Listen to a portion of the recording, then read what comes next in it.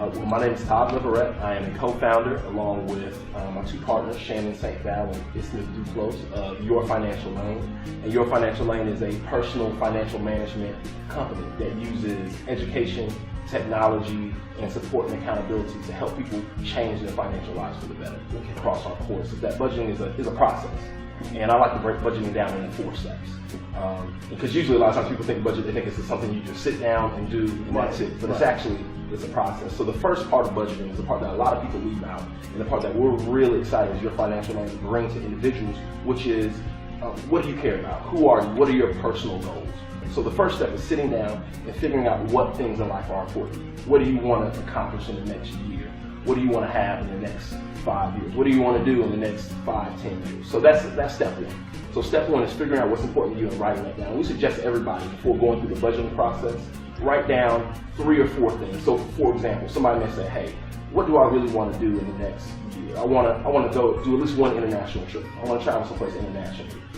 Maybe it's something as simple as I want to be able to have at least 1 cup of coffee a day.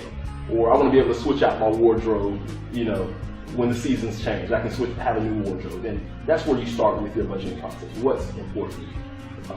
Step 2 in the budgeting process is actually kind of the grunt work, which is going and compiling all your financial information, figuring out where your money's actually going. And there's some really cool financial tools, technological tools out there that can help you do that. But figuring out where's my money going.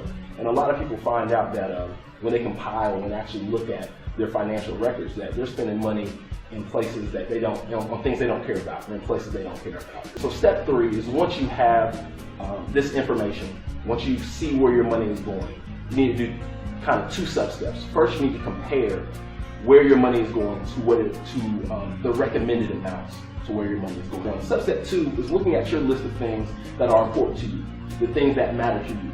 So after you've compared your numbers to the recommended amounts, remember, we have to take it back and make it personal again.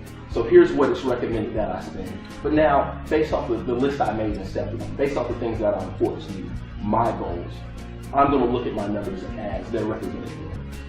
With the business owner, it's going to be slightly, what's positive and what's negative spending is going to be slightly different. Your business expenses still need to be aligned with your strategic goals as a business. So, as a business owner, you have goals that you want to reach 6 months, year, 5 years out, and you need to make sure that your spending is reflective of those goals and is building toward those goals. And step 4 is basically the toughest part. It's the hardest part, and it's the area that our business really, really has a large impact on people's lives, and that's following through with the budget. And how do you do it? And that is when we talk about Your Financial Lane being about education, technology, and support and accountability. The support and accountability piece is the revolutionary piece. The way we often describe it, people so they understand, is we're the Weight Watchers for your wallet. So we're that. If you think about how Weight Watchers helps people manage their weight, it's by using support groups and using coaches who know all the intricate ins and outs of weight management, and using teams of people to say, hey, we're in this with you. We're helping you do this. We're going to hold you accountable to what you said you're going to do, and we're going to be with you all along the way. And that's what we do as a part of our program, like Your Financial, that you can do. Our big tagline is, just because it's personal finance doesn't mean you have to do it alone. And that's true. That's very true. So here's the interesting thing. A lot of people think paycheck to paycheck living is a result of not making enough money.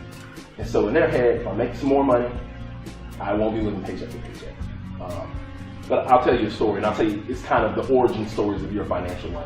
So at the time it started, I was working in finance in New York. My partner Shannon was working in finance in New York. My partner Ismail was working with a law firm in Florida. So in Baltimore. So we were all familiar with, and we were all around people who were doing well financially.